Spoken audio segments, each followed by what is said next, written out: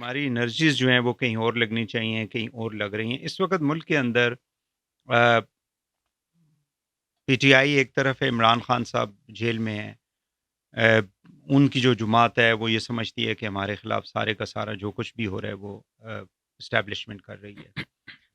دوسری طرف جو عدلیہ ہے وہ ایک سائڈ پہ کھڑی ہے، اور یہ جو ججز نے خط لکھا اور پھر اس کے بعد پورے پاکستان کی جو ہائی کورٹس کا سارا معاملہ سپریم کورٹ آیا وہ ابھی پینڈنگ ہے، بٹ نیچرلی اس کے بعد صورتحال جو ہے اس کے اندر کافی زیادہ ہم نے تبدیلی دیکھی، اور ابھی جو ڈیسیژن آیا اسپیشل سیٹس کا بھی۔ مجھے یہ بتائیں کہ اس وقت دو بڑے ریاست کے ادارے جو ہیں وہ اگر اس طرح سے ایک طرف پولیٹیکل انسٹیبلٹی اور پولیٹیکل پولرائزیشن، ایک سائڈ پہ ڈیجیٹل ٹیررزم جس کا نام وہ لے رہے تھے وہ ایک سائڈ پہ، اینڈ دین اسٹیٹ انسٹیٹیوشنس کا آپس میں جو ٹکراؤ ہے یا نہیں ہے، بٹ بظاہر لگتا یہ ہے کہ اس طرف جا رہا ہے، تو ویئر وی آر لیڈنگ دین؟ ہم تو اگر اسی طریقے سے رہا تو پھر خدا نہ خواستہ یہ معاملات جو ہیں یہاں ٹھہریں گے نہیں، کیونکہ ہمارے سامنے عدلیہ پولیٹیسائز ہے؟ بالکل ہے، کیوں نہیں ہے؟ عدلیہ نہ صرف پولیٹیسائز ہے بلکہ اس کا ریٹنگ تو انٹرنیشنل میں 138 نمبر کے اوپر ہے۔ اس سے مزید ابھی اور کیا بولے آدمی، پھر وہ توہین عدالت ہو جاتی ہے جی۔ لیکن حقیقت یہ ہے کہ کوئی کسی کی توہین نہیں کر رہا، چاہے کوئی بھی ہو۔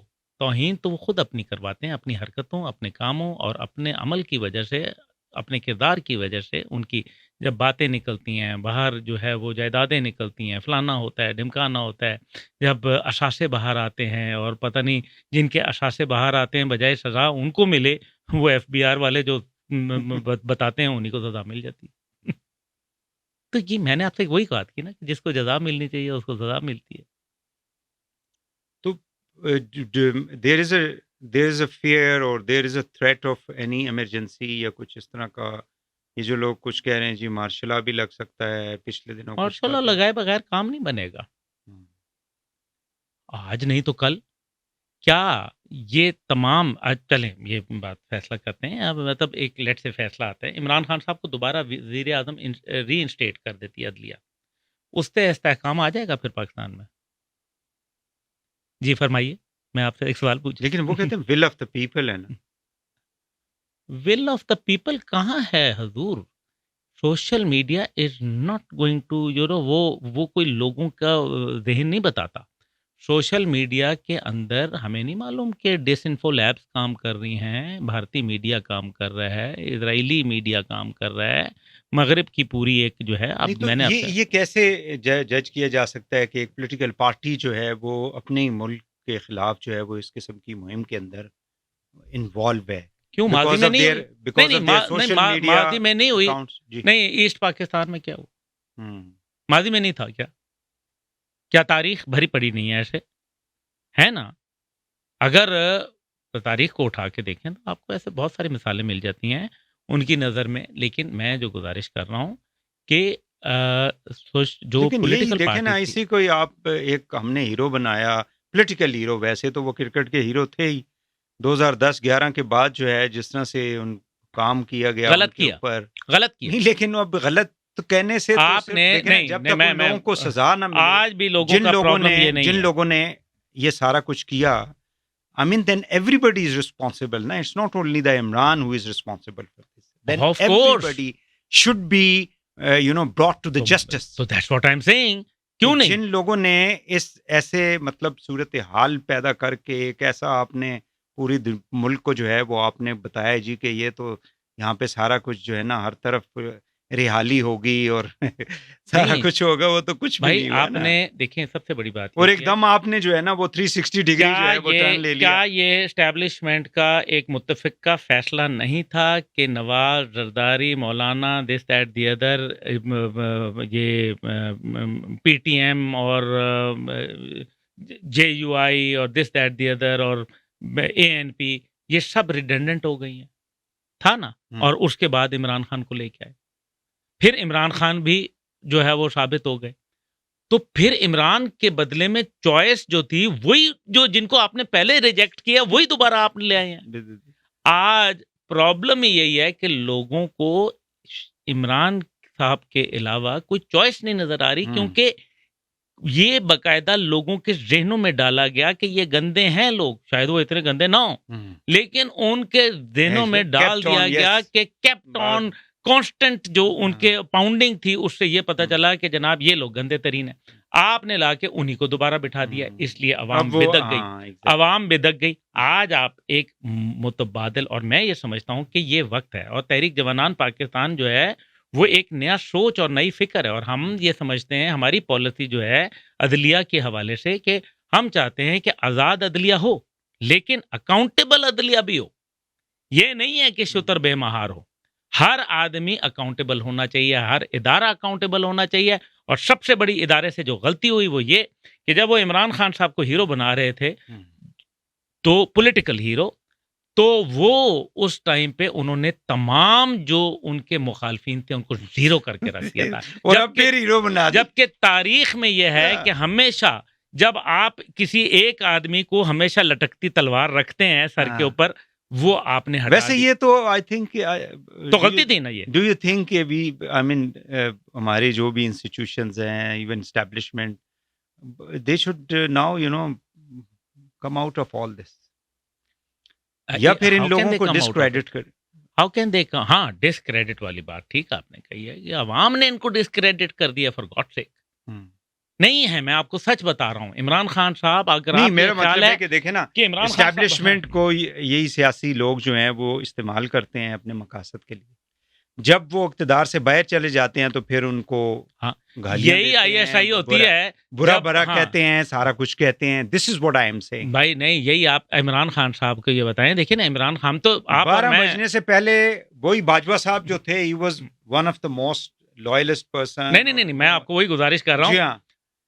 اور قوم آپ نے اور میں نے جو بچپن سے پڑھا وہ یہ تھا، اور ہمارے ناظرین نے بھی، کہ قوم کا ایک ہی باپ ہوتا ہے، قائد اعظم محمد علی جناح جو قوم کے باپ.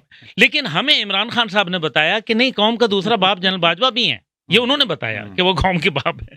پھر یہی اسٹیبلشمنٹ تھی، یہی آئی ایس آئی تھی جو بہت اچھی تھی، اس لیے کیونکہ وہ ان کے دور حکومت میں ایک پیج کے اوپر تھے. اور وہ ایک وقت میں بل کہتے تھے، میں کیا کرتا، آئی ایس آئی کو بولتا تھا تو وہ ہمارے جو ہے وہ بل پاس کرواتی تھی. آج جو بات D G I S P R کو کہنا پڑی ڈیجیٹل ٹیررزم کی، بس we are finishing it, digital terrorism کی، وہ کیوں کرنی پڑی؟ اس کی وجہ یہی ہے نا کہ دیکھیں نا، جب آپ اقتدار آپ سے چھن جاتا ہے تو پھر آپ کسی بھی ایکسٹریم پہ چلے جاتے ہیں. میرا تو D G I S P R کو اور فوج کو ایک ہی مشورہ ہوگا، دیکھیں نا، کہ اگر آپ نے کچھ کرنا ہے تو مہربانی کر کے، ایک بڑی اچھی فلم تھی the good the bad and the ugly, بڑی کلاسک ویسٹرن مووی ہے.